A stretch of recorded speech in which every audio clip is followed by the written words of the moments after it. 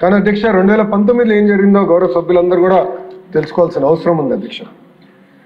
2019 నుంచి 24 వరకు ఒక్క టీచర్ రిక్రూట్మెంట్ జరగలేదు. అంతేకాకుండా అధ్యక్ష 12 లక్షల మంది పిల్లలు ప్రభుత్వ పాఠశాలలకి దూరం అయ్యారు అధ్యక్ష. ఆనాడు పెద్ద పెద్ద మాటలు మాట్లాడారు అధ్యక్ష.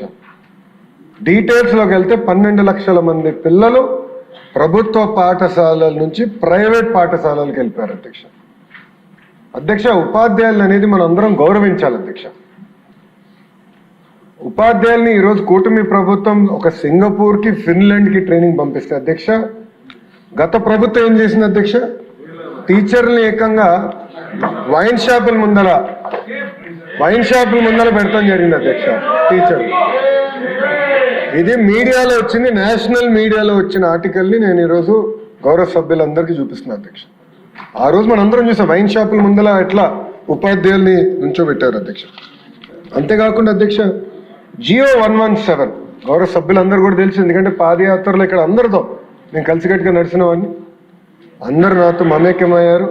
జియో 117 గురించి చాలా డీటెయిల్గా మేము చర్చించాలి అధ్యక్ష. ఈ జియో 117 వల్ల ప్రభుత్వ పాఠశాలలు చాలా తీవ్రంగా నష్టపోయినాయి అధ్యక్ష.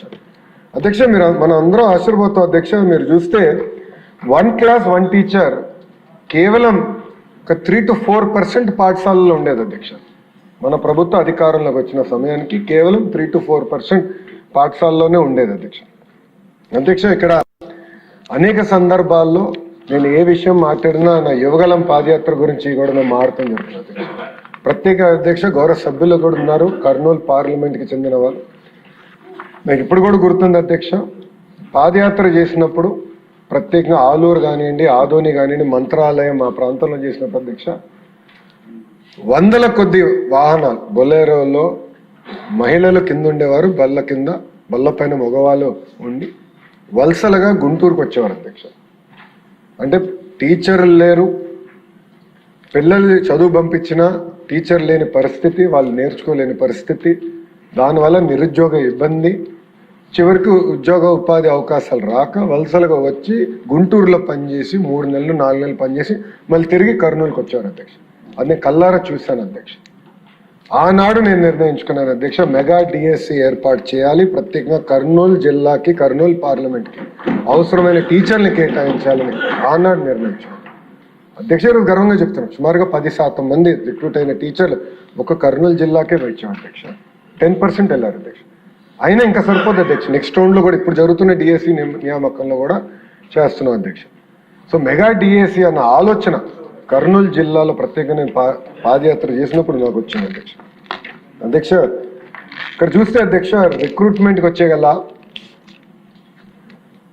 16,347 టీచర్ పోస్టులు మనం రిక్రూట్ చేసాం అధ్యక్ష. దీనికి మీరు చూస్తే 3,36,300 క్యాండిడేట్స్ 5,77,675 పోస్టులకి వాళ్ళు అప్లై చేస్తాం జరిగినది అధ్యక్ష.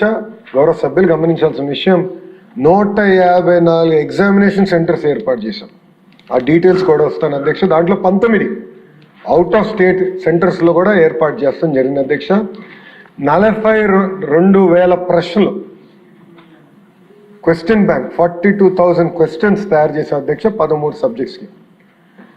అంతేకాకుండా అధ్యక్ష మీరు చూస్తే ఈ ప్రక్రియ మొత్తం పూర్తి చేసి 148 రోజుల్లో పూర్తి చేసి 15,941 మంది టీచర్లకి ఒక పెద్ద కార్యక్రమం పెట్టి గౌరవ ముఖ్యమంత్రి గారి నాయకత్వంలో వాళ్ళకి ఆర్డర్స్ ఇచ్చిన ఘనత ఒక కూటమి ప్రభుత్వాన్ని అధ్యక్ష. టెస్ట్ చూస్తే అధ్యక్ష 24 రోజుల్లో 89 టెస్ట్ సెషన్స్ నిర్వహించాం అధ్యక్ష. మాకు అనేక క్వైరీస్ కూడా వచ్చినాయి అధ్యక్ష. ఎందుకంటే మేము ఒక రిడ్రెసల్ మెకానిజం కూడా ఏర్పాటు చేసుకుని ప్రత్యేకంగా టెట్ పైన కానీ డిఎస్సి పైన కానీ అభ్యర్థులకి ఏమైనా ప్రశ్నలు ఉంటే దానికి సమాధానం చెప్పేదానికి ప్రత్యేకంగా ఒక సెల్ ఏర్పాటు చేసి సుమారుగా 33,830 ప్రశ్న సమాధానం చెప్పాం అధ్యక్ష. అది క్వైరీస్. గ్రీవెన్సెస్ 11,135 గ్రీవెన్సెస్ వస్తే అది వేరియస్ లెవెల్లో మేము రివ్యూ చేసి అది డిస్పోజ్ చేస్తాం కూడా జరిగింది అధ్యక్ష. అంతేకాకుండా అధ్యక్ష ఈరోజు ప్రజాప్రభుత్వంలో ప్రజలకి స్వేచ్ఛ ఉంది. ఎవరికైనా సిస్టమ్ని ప్రశ్నించే హక్కు ఉంది. అందుకే మీరు చూస్తే కొంతమందికి భిన్న అభిప్రాయాలు ఉండొచ్చు, అందరూ ఏకాభిప్రాయంగా వస్తారు నేను అన్ను.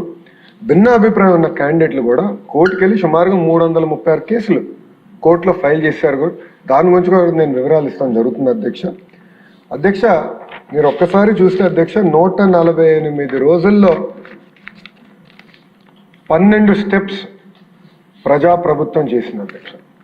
మొదటిది టెట్ నోటిఫికేషన్, టెట్ నిర్వహిస్తాం. దాని తర్వాత DSC notification district management wise అది అమలు చేస్తాం. దాని తర్వాత వెబ్ బేస్డ్ ఆన్లైన్ అప్లికేషన్ తీసుకొస్తాం, క్వశ్చన్ పేపర్ సెట్టింగ్. దాని తర్వాత టీసీఎస్ అయాన్, దాని గురించి చాలా డీటెయిల్గా ఎక్స్ప్లెయిన్ చేస్తే టీసీఎస్ అయాన్ ఒక secure testing platform, computer based testing platform, దాన్ని వినియోగిస్తాం. దాని తర్వాత ఎగ్జామినేషన్స్ ఏర్పాటు చేస్తాం. స్కోర్స్ డిక్లేర్ చేసి పారదర్శకంగా ఆన్లైన్లో ప్రతి విద్యార్థికి SMS ద్వారా వాళ్ళ స్కోర్స్ తెలియజేస్తాంతో పాటు ఒక వెబ్సైట్ ఏర్పాటు చేసి ట్రాన్స్పరెంట్ మెకానిజంగా ఆ స్కోర్స్ అన్ని కూడా తెలియజేస్తాం. దాని తర్వాత జోన్ ఆఫ్ కన్సిడరేషన్లో ఎవరున్నారో వాళ్ళని పిలిచి సర్టిఫికేట్ వెరిఫికేషన్ కూడా పకడ్బందీగా డిస్ట్రిక్ట్ యాజ్ యూనిట్గా చేస్తాం. 9వ పాయింట్ అధ్యక్ష, very important point, vertical horizontal reservation అధ్యక్ష.